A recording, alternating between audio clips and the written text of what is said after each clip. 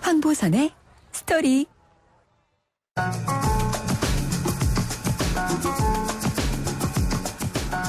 안녕하십니까. 토요일, 일요일 아침을 청취자 여러분과 함께 느슨하게 하지만 산뜻하게 열어드리고픈 YTN 뉴스 FM 황보선의 스토리입니다. 지난 수요일부터 사회적 거리두기가 생활 속 거리두기로 전환됐습니다. 프로야구가 5일 어린이날 개막했고 프로축구도 어제 8일 어버이날에 개막했습니다. 각급 학교의 등교 개학 일정이 발표되고 박물관, 미술관도 재개관하는 등 조심스럽게 코로나19의 굴레를 벗는 상황입니다. 그렇지만 해소, 마무리, 종결이라는 말을 쓰기엔 아직 이르죠. 주말을 맞아서 많은 분들이 나들이를 나가실 텐데 조심스러운 마음들이실 겁니다. 특별한 전환점을 맞이하기 전까지는 이처럼 모든 것에 신중, 조심하는 자세가 필요해 보입니다. 카페올레, 카페라테 속 커피와 우유처럼 오늘 시사 이야기와 가끔 곁들일 음악도 이렇게 잘 녹아들었으면 좋겠습니다. 그럼 YTN 라디오 황보선의 스토리 이번 주 이야기를 시작합니다. 변진섭의 새들처럼으로 문을 열겠습니다.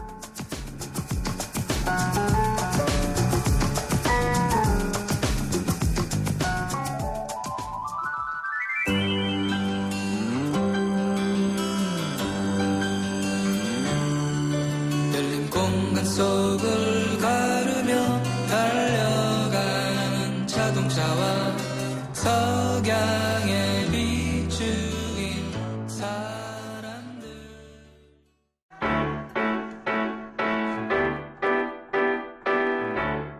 여러분도 삶은 달걀 좋아하우?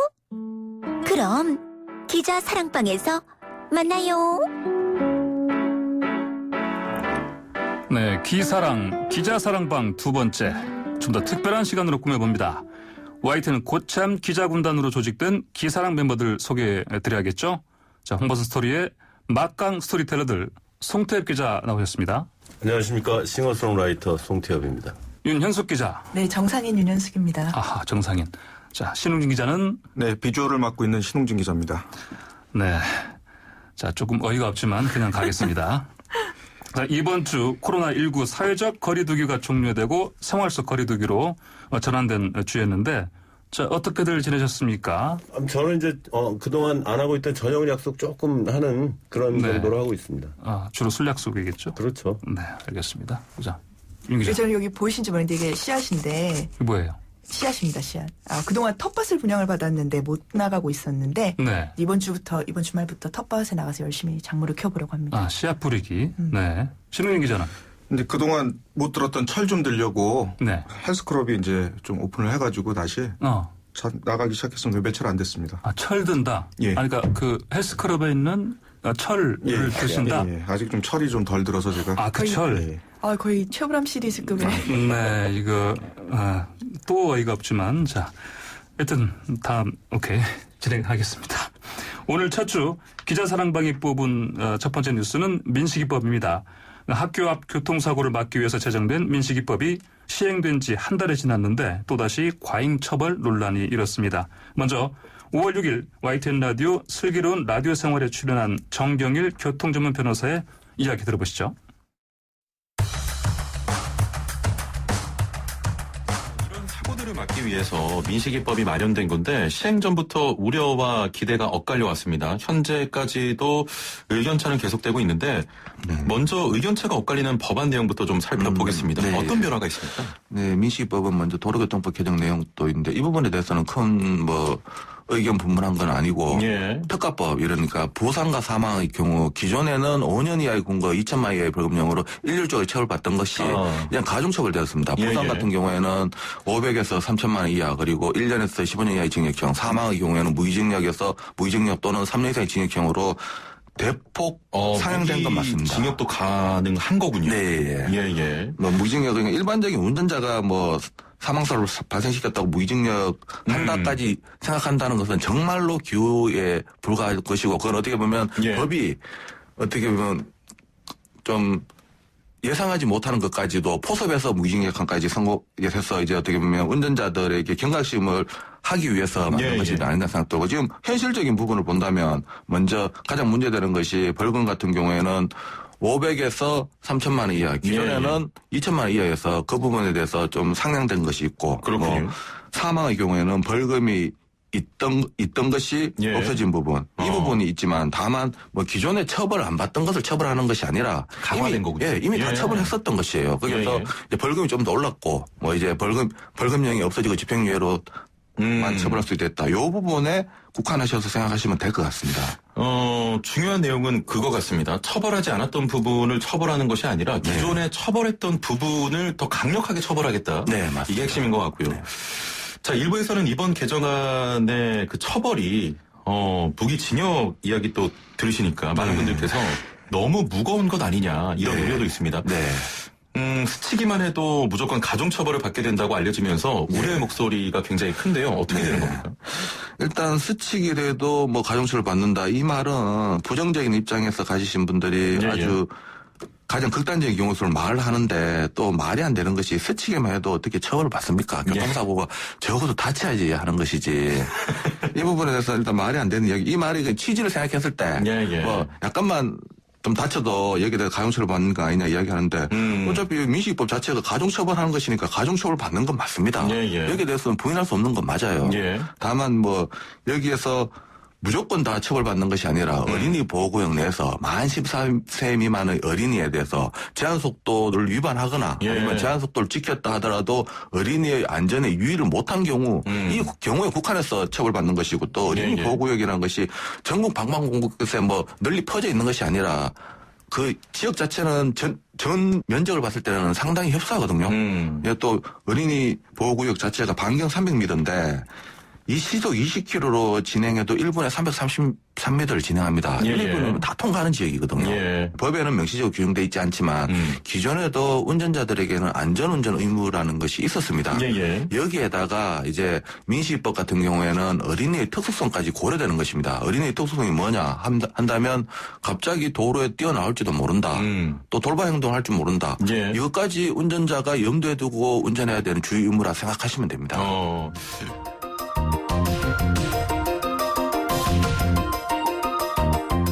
네, 스치기만 해도 처벌받는다. 이렇게 민식이법에 대한 오해들이 쌓이고 심지어 스쿨존에서 어린이를 피하는 휴대폰 게임까지 등장했습니다. 고인을 모욕하고 법 취지를 훼손했다는 비판이 나왔는데요. 어린이날 다음 날이었죠. 노영희의 출발 새 아침에 출연한 김용재 교통 전문 변호사의 의견 들어보겠습니다.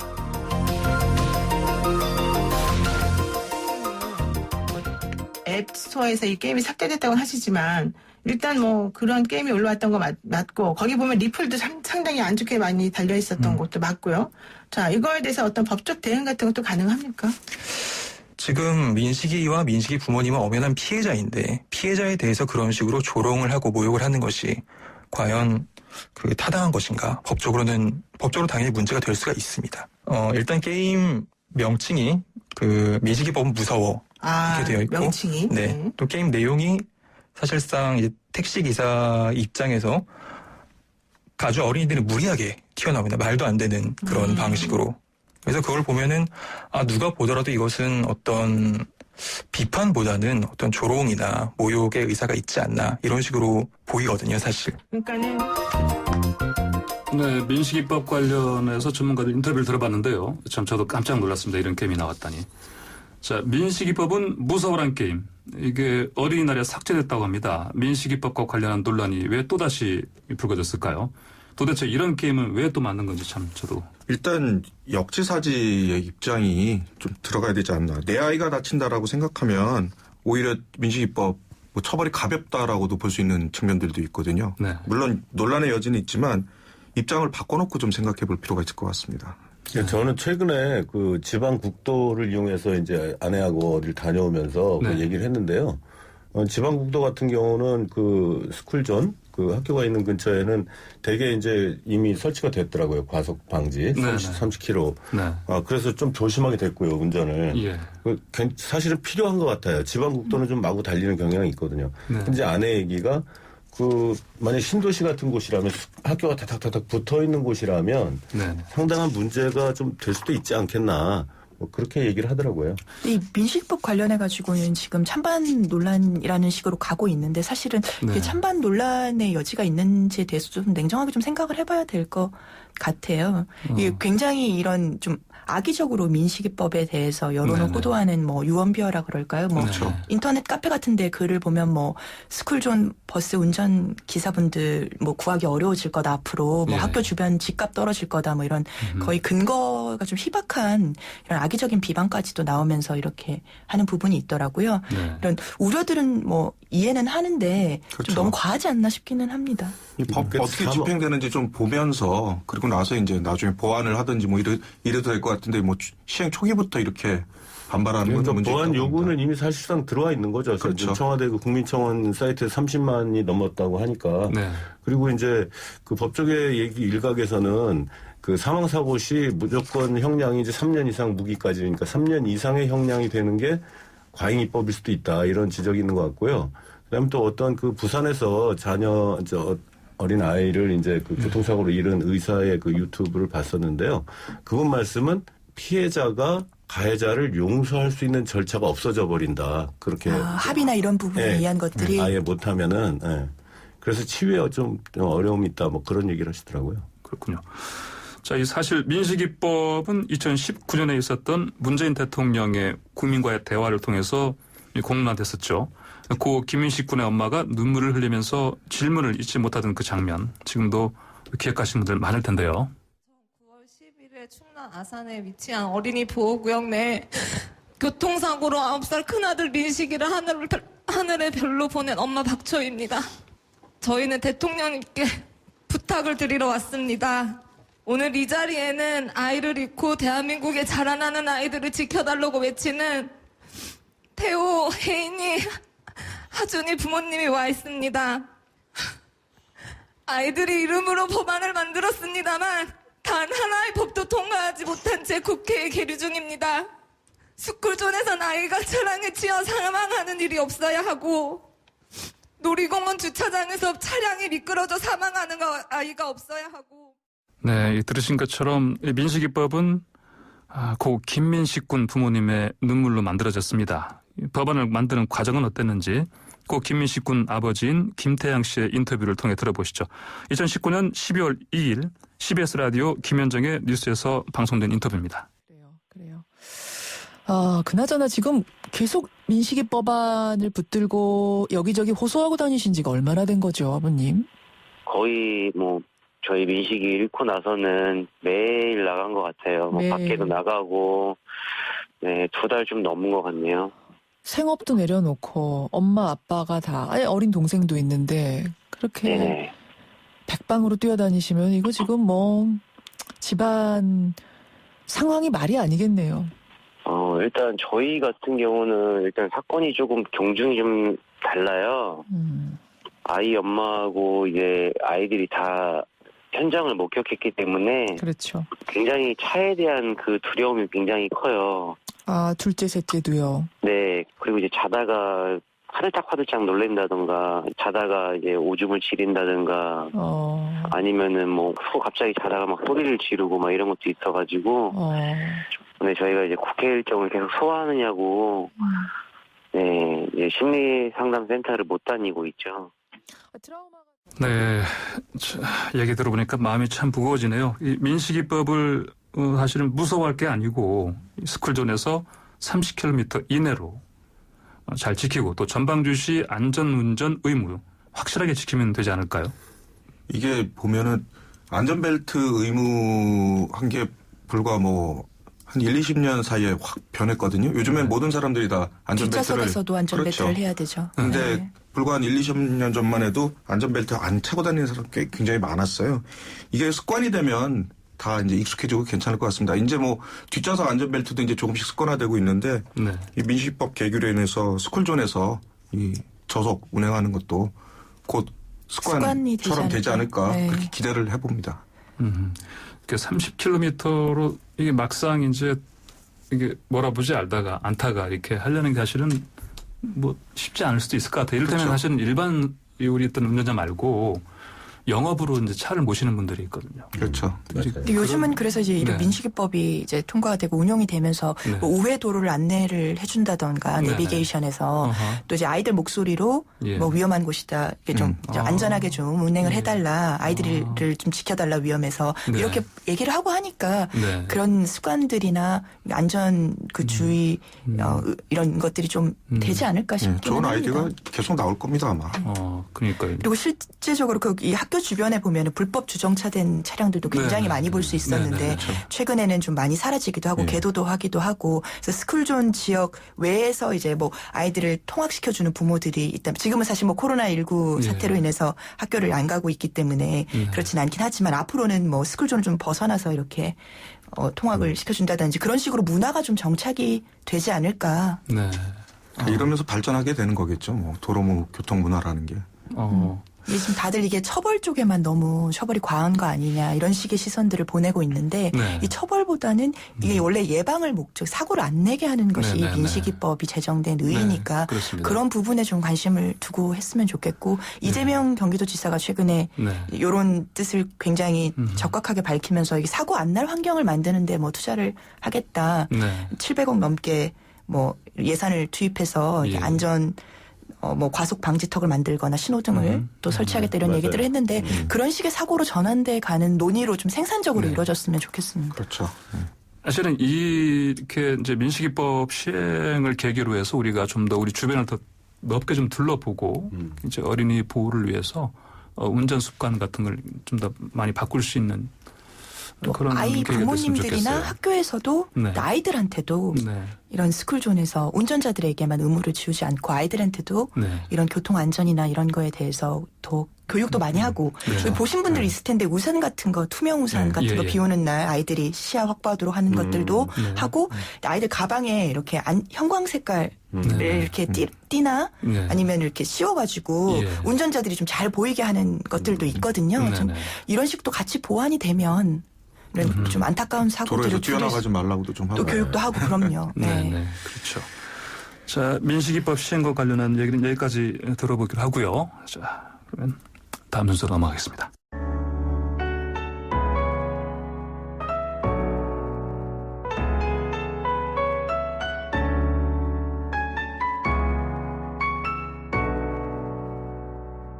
황보선의 스토리. 기술과 제품은 인류라는 찬사를 듣고 있지만 삼성을 바라보는 시선은 여전히 따갑습니다. 이 모든 것은 저희들의 부족함 때문입니다. 저의 잘못입니다. 사과드립니다. 네, 이번 주 수요일이었죠. 5월 6일 오후 이재용 삼성전자 부회장이 경영권 승계와 노사 문제에 대해서 법과 윤리를 엄격히 준수하지 못했다면서 대국민 사과를 했습니다. 보신 것처럼 고개를 두 번이나 숙이면서 사과문을 읽었는데요.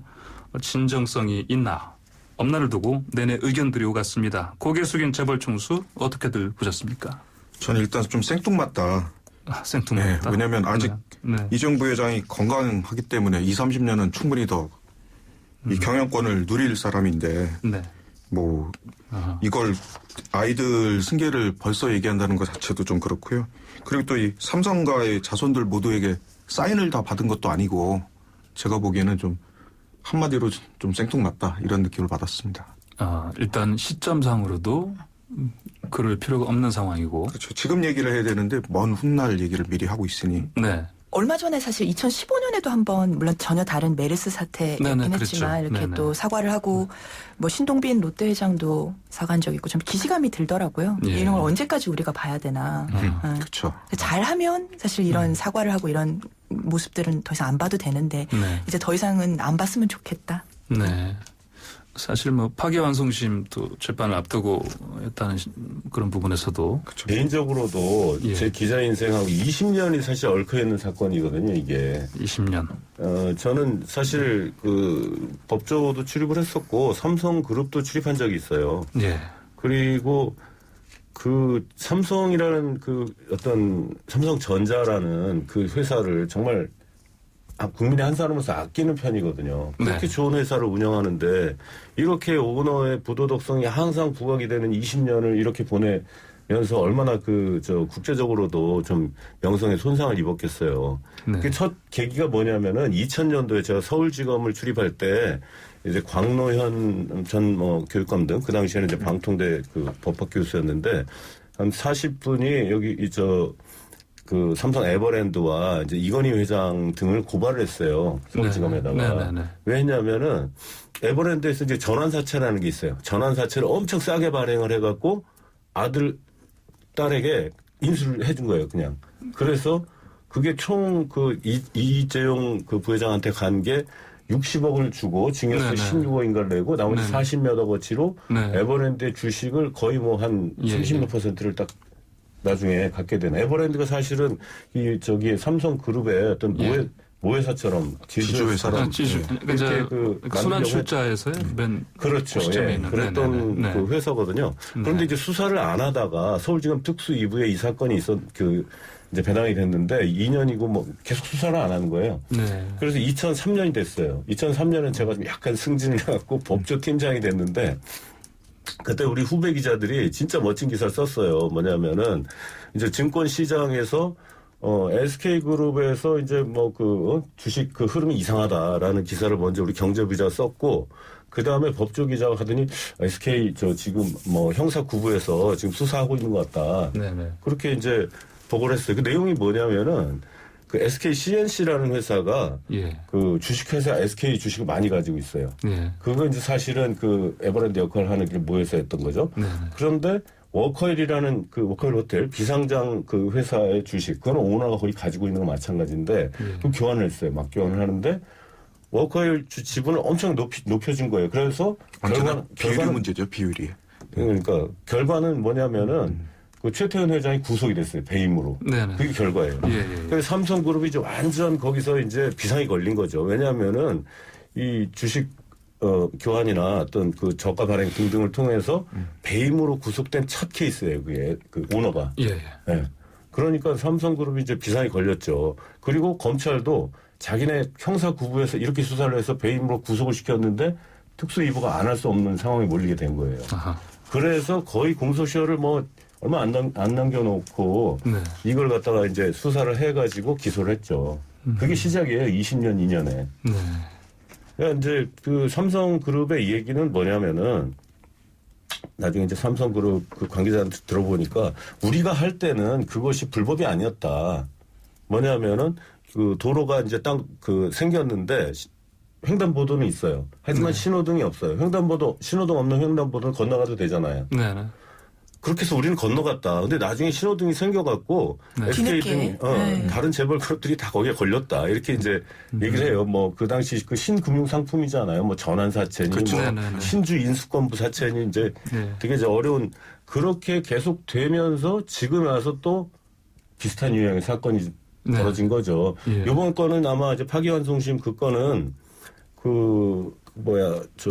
국정농단 사건. 국정농단 사건에서 최순실 씨한테 말 사주고 뭐 사주고 하면서 아마 한 몇십억 이제 뇌물을 줬다 이 얘기인데 뇌물 받은 사람 처벌 받았는데 안 받은 준 사람은 처벌 안 해서 지금 그런 상황인데 그것도 이제 말하자면 횡령이거든요.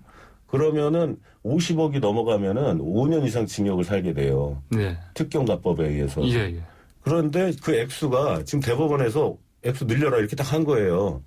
원래 40몇 억으로 2심이 났는데 그럼 3년 이하면은 집행유예 받을 수 있거든요. 또 오너가 구속될 지금 위기에 처한 가능성이 거죠. 좀 있습니다. 그래서 2심 재판부가 다시 이제 파기환송심을 받아가지고 그러면은 준법감시위원회를 만들어가지고 확실하게 선언을 해라. 그러면은 형량에 영향을 줄 수도 있다. 거기까지 나왔는데 좋아요. 이번은 그렇게 된다 쳐도 앞으로 첩첩산중이 남아 있습니다. 특검 조사에서 제일모직하고 삼성물산 그 주식을 맡겨냈는데 삼성물산 거를 훨씬 싸게 봤다는 거잖아요. 삼성물산의 대주주 중에 하나가 국민연금이에요. 국민연금에 내 연금도 들어가 있어요. 모든 국민을 지금 분노하게 만든 사건이에요, 그것이. 그런데 그 제일모직이 뭐냐면은 제일모직의 그 가장 큰 모태가 뭐냐면 에버랜드입니다. 다시 연결이 다 되는 거죠. 다시 돌고 하는 거예요. 그래서 이재용 부회장이 이제 사과도 하고 했는데 정말 진정성 있게 좀 해줬으면 좋겠다. 이 어떤 말하자면 우리 글로벌 우리가 전 세계에 자랑할 만한 어떤 삼성전자를 보유한 회사가 어떤 도덕성 문제 더 이상은 비난받지 않았으면 좋겠다 하는 게 제 솔직한 심정입니다. 그러니까 보면은 이제 우리 국민이 바깥 해외여행했을 때는 참 자랑스러운 맞습니다. 경우가 많습니다. 굉장히 네. 삼성전자 그렇죠. 관련해서요. 그런데 다시 귀국하면 이제 네. 이런 뉴스를 이제 접하게 되면 또 이제 네. 그러니까 뭐 제 초창기에 이제 그 해외 출장 다니고 할 때 그전에는 뭐 우리나라에 자랑할 만한 게 없었는데 네. 현대자동차하고 삼성전자 그 휴대전화 네네. 그 광고판이 탁 사방에 붙어 있는 거 보면 뿌듯했죠. 네네. 네. 해외 공항 나가면 뭐 다 언제나 그 사인보드가 있었으니까. 지금도 마찬가지입니다. 이를테면 뭐 그 런던이나 파리 같은 곳에 주요 광장이 있잖아요. 그렇죠. 뭐 파리의 콩코드 광장이라는 이런 데 보면은 굉장히 거기서 광고 단가 이 설치하는데 그렇죠. 가장 비싼 곳 중에 하나에 보면은 삼성전자의 어떤 제품을 홍보하는 그런 광고들인데 그게 그냥 삼성 입장에서는 그냥 상품 광고지만 국민 입장에서는 우리 그렇죠. 한국의 어떤 중요한 대외적 이미지라는 걸 이렇게 널리 알리는. 예, 그렇게 자랑스러운 그 느낌 그거를 또 이제 우리 안에서도 한국에서도 이제 느꼈으면 좋겠는데 그러면 이제 송택 기자 말씀하시는 그 진정성이란 것 이를테면 뭐 예를 들자면 어떤 방식으로 뭐 사과를 했지 않습니까? 이번에 사과는 했는데 이번에 이제 구체적으로 그것을 어떻게 할지 뭐 아까 녹취에도 나왔지만은 지금 뭐 3세에게 물려주지 않겠다 뭐 그런 얘기들은 이제 일단은 아직 먼 얘기고 구체적으로 이제 기업 경영을 말하자면 뭐 어떻게 하겠다라든지 이거에 대한 이행이죠, 이행. 지금의 문제는. 문호조 경영 말하기로 했으니까 네네. 진짜 노조와 그 건전한 어떤 상생의 어떤 그 경영 방침을 좀 잡아낸다거나 이게 요즘 그런 말도 있잖아요. 주주자본주의가 너무나 경제를 그 짧게만 보게 만들어가지고 장기 투자 못하게 하고 힘들게 하잖아요. 그러면 직원도 이해관계자거든요. 이런 얘기에서 이해관계 뭐 자본주의를 하자. 이해관계자 자본주의.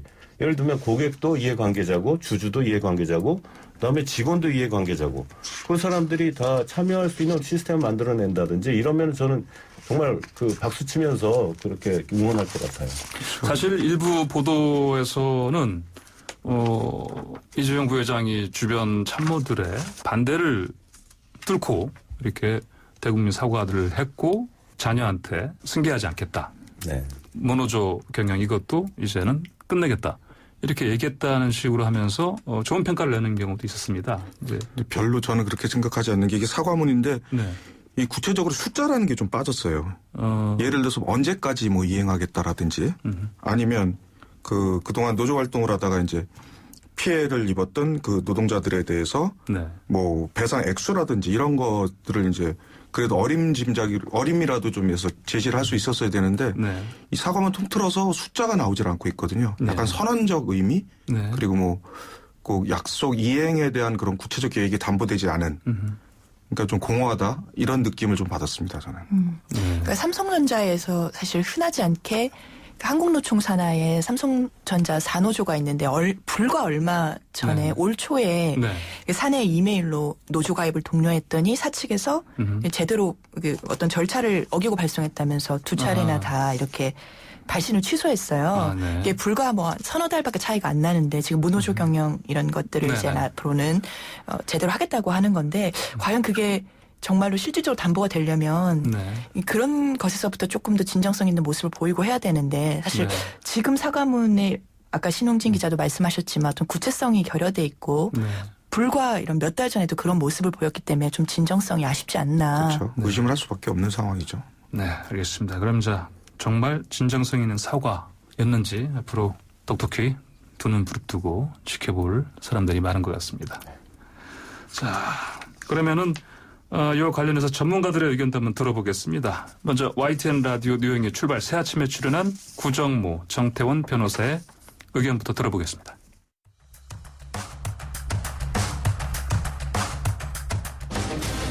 네, 이재용 삼성전자 부회장이 어제 부정한 경영권 승계 그리고 노동조합 탄압 문제 관련해서 처음으로 사과를 한 건데요. 고개를 두 번이나 숙이고 본인의 잘못이다 이렇게 말했습니다. 이거 어떻게 들으셨습니까, 구 변호사님? 예, 저는 일단 뭐 이런 평가가 있던데요. 현재와 과거를 건너뛰고 그냥 너무 미래로 간 거 아니냐. 굉장히 정확한 표현인 것 같습니다. 그러니까 이재용 부회장이 이제 자녀들에게 경영권을 물려주지 않겠다 약속을 했는데 정작 지금 재판이 진행 중인 본인의 경영권 승계 문제에 대해서는 사실 구체적인 그렇죠. 해명은 없었죠. 그러니까 마치 이런 거 아닌가 싶습니다. 그러니까 내가 음주운전을 해서 무리를 일으켜서 미안하다. 그래서 앞으로 자녀들에게는 운전을 시키지 않겠다. 아주 적절한 표현이네요. 네. 저는 재벌 회장님들 사과를 한두 번 본 게 아니라서요.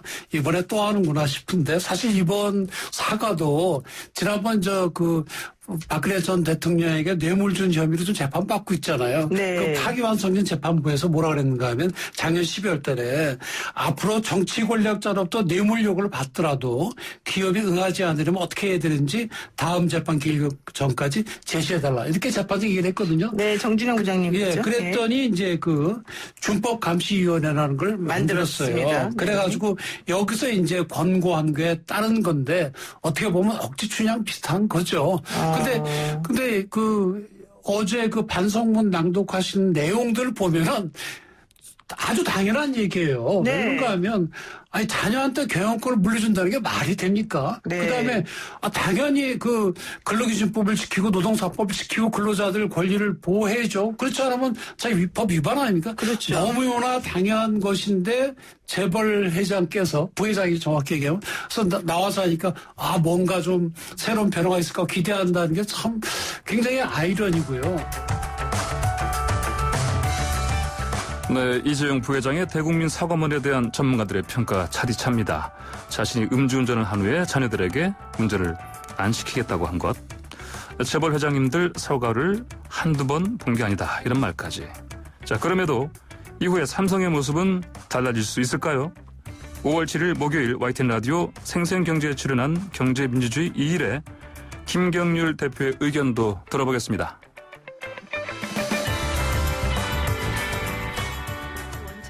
하겠다. 앞으로 노조와 상생하는 그런 걸 만들겠다. 예전에 삼성에게 있을 수 없었던 미래가 지금은 펼쳐지고 있다. 이런 이야기를 했단 말이에요. 네, 이병철 선대회장 때부터서 이제 이어져 온 원칙이라고 하죠. 무노조 경영을 하겠다. 저 역시 이제 어제 그 부분 무노조 경영을 포기하고 노조 설립에 관한 노동조합 활동에 관한 이제 자유를 인정하겠다. 충분히 인정하고요. 다만 아쉬운 것은 노동조합 설립이라고 하는 게 대중적인 노동조합 설립이 1800년대 초반부터 있어왔던 것 아닙니까? 200년이 지난 지금에 와서 국내 최대 대기업이 무노조 경영을 포기한다.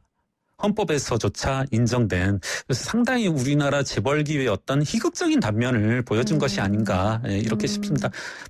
한마디로 평가하라면 그것만큼 무노조 경영 원칙을 포기한 건 전향적으로 받아들일 만하다. 네. 근데 아직도 노동자들과 해결되지 못한 문제가 또 있지 않습니까? 그렇습니다. 예. 이제 그런 문제들이 시작점이 돼야 또 그 진정성을 믿지 않을까 그런 생각을 합니다. 이재용 부회장이 전문 경영인 체제를 언급하기도 했어요. 그런데 삼성전자가 이미 3개 부문을 각각 다른 CEO가 이끌고 있단 말이에요. 이재용 부회장이 건재한 이상 이 전문 경영인 체제가 실제적일까? 그렇죠. 라는 의문이 있습니다. 여러 가지 이제 이게 역설적으로 들릴 수 있지만 사실은 이재용 부회장이 지금 여러 가지 혐의가 있고 그 구체적인 혐의가 이제 뚜렷하게 드러난 상황에서 단죄되어져야 할 때 이제 이재용 부회장의 경영권을 보호하기 위해서라도 집행유예가 돼야 된다. 실형 이상의 형은 무리하다. 이런 게 있는데 이런 것들이 이제 서로 모순되는 거죠. 그렇군요. 다 그걸 알고 발표한 걸 거 아니에요. 그렇죠. 그럼에도 이제 한 가지 저도 아쉬운 것은 많은 국민들이 지금 모르시고 계시는 것 중에 하나가 이재용 부회장이 지금 등기이사가 아니거든요. 책임질 일이 있다라면 그룹에 대해서 책임질 일이 있다라면 우선 좀 등기부터 하시라. 이걸 좀 권유하고 싶어요. 네.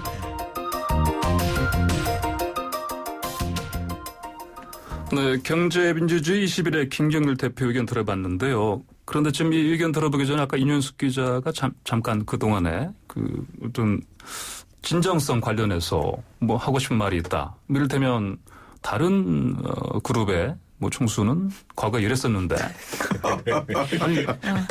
저희가 참 안 좋은 역사지만 많은 재벌 그룹 총수들이 사과한 전례에 대해서 얘기를 했었잖아요. 신 기자도 얘기하셨는데 네. 누가 어떤 재벌 그룹 그게 H모 그룹의 그 총수께서 아들이 이제 어디서 맞고 왔다고 그래가지고 김모 그거를 이제 약간 이렇게 보복성으로 이렇게 하셨다가 이제 정말 폭행으로 그 활극이요 처벌받으신 적이 있는데 굉장히 오래된 얘기긴 그런 데서는 한데. 좀 진정성이 느껴진다 그런 얘기였습니다. 아 그렇습니까? 워낙 심플하게 뭐 해결을 했으니까요. 심플하게 해결했다는 뭐 이쪽이나 저쪽이나. 근데 그 기사 쓸 때는 좀 고민했어요. 그 기사를 연합뉴스 기자가 처음으로 그 썼는데 굉장히 과감하게 썼죠. 쉽지 않아요. 그거 다 증거 수집하기도 어렵고 또 전사적으로 뭐 막으니까. 그렇죠. 가죽 장갑을 끼고 뭐 이런 표현이 나오고 그랬기 때문에 등장. 뭐 이거는 뭐 야인 시대 뭐 거의 그 수준이었죠. 그때 당시에 이제 댓글들 반응이 그 재벌 총수들이 사과하는 것 중에도 진정성이 느껴졌다. 왜냐하면 그 아들에 대한 일을 아버지가 뭐 대신 사과하는 것에서 어떤 뭐 내용을 떠나서 아버지의 마음은 느껴졌다. 뭐 그런 반응들이 있었다. 그런 식으로 넘어가야 되는 게 잘한 건 아니에요, 사실. 네, 그럼요. 자, 그 80년을 이어온 삼성의 무노조 경영 드디어 마침표를 찍게 됐다. 이렇게 얘기하는데 앞으로 삼성에 실제로 변화가 있을 걸로 예상들 하십니까? 간단하게 말하면 변화가 있어야죠. 무조건. 있어야 지금 된다. 이렇게까지 됐는데 무조건 변화해야 됩니다. 뭐 국민들이 지금 지켜보고 있기 때문에 변화할 거라고 생각합니다. 뭐 그 방향과 이제 수준에 대해서는 좀 기대하는 바들이 좀 다르긴 하겠지만 변화해야 됩니다. 전 삼성이 그동안 관리의 삼성이라고 불렸잖아요. 그러니까 노무관리, 인사관리 이런 데를 엄청 잘하거든요. 사실은. 그 결과가 좋게 나타나는 경우도 있고 나쁘게 나타나는 경우도 있어요. 그러니까 어느 조직이든지 그 노무 인사 관리를 잘 하면 또 사내 비리도 줄고 그다음에 이제 효율적인 운영이 되고 그런데 상황이 이제 시대 상황이 맞지가 않는 것 같아요. 그때와는. 그렇죠. 이제는 노동권이라든지 또는 인권이라든지 이런 부분들이 다 이제는 기업 경영에도 반영이 돼야 되는 시대이고 그래서 이제는 관리의 삼성이 아니라 우리는 이제 말하자면은 앞서가는 모든 부분에서 앞서가는 삼성 뭐 이런 정도로 변화가 된다면 좋을 것 같아요. 사과 기자회견을 하고 난 바로 다음 날 또 삼성 해고 노동자들은 준법감시위원회가 이거 받으면 안 된다고 만약 받으면 해체 투쟁하겠다라고 얘기를 했거든요. 왜냐하면 진정성이 없고 뭐 보상이라든가 이런 거에 대한 구체성도 없고 그러니까 뭐 이 형량을 줄이기 위한 어떤 면책적인 도구로 전락하지 않으려면은 이거 받으면 안 된다라고 얘기를 했는데 준법감시위원회는 이제 그거 의미 있다고 보고 구체성을 좀 보완해라고 이런 얘기를 하고 이제 그런 의견을 내놨거든요. 그러니까 사실상 이 상대편에 있는 노동자들의 이야기를 어떻게 앞으로 들어갈 건지 삼성이 그런 모습들을 좀 지켜봐야 되지 않을까 싶어요. 법 앞에 만인이 평등해야 되는데 지금 또 양형 참작한다고 그러면 평등하지 않은 것 같은 그런 또 기분도 들고요, 사실. 사건이 하나가 아니고 많아요. 여러 개가 있고 그 과정에서 이제 국민들이 이제 납득할 수 있는 판결들이 하나하나 쌓여가겠죠. 삼성바이오 건도 그렇죠. 남아있고요. 그것도 남아있고. 부직회계, 부직 사기라고도 하는데. 여러 가지 남아있으니까 그 부분들은 이제 재판부도 국민들의 어떤 법 감정을 좀 고려하지 않을 수 없을 거고. 또 그렇다고 해서 저는 기업 경영에 대해서 잘 모릅니다만 저는 친기업 인사라고 분류하셔도 돼요. 왜냐하면은 기업이 고용을 만들고 기업이 잘 돼야지 우리 경제가 이제 운영이 되는 거거든요. 그러니까 저는 모두에도 삼성전자 정말 저는 자랑스럽게 생각하는 기업이다라고 말씀드렸지만은 그런 부분을 좀 앞으로는 진정성 있게 이행하는 모습을 보고 싶다. 한번 그렇게 말씀드릴게요. 네, 알겠습니다. 오늘 말씀 감사합니다. 지금까지 기자사랑방의 스토리텔러 송태엽, 윤현숙, 신웅진 기자였습니다. 감사합니다.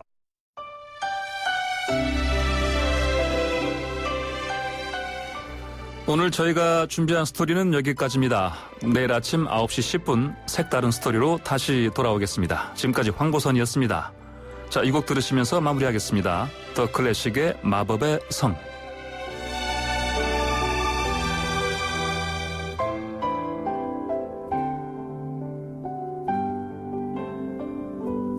믿을 수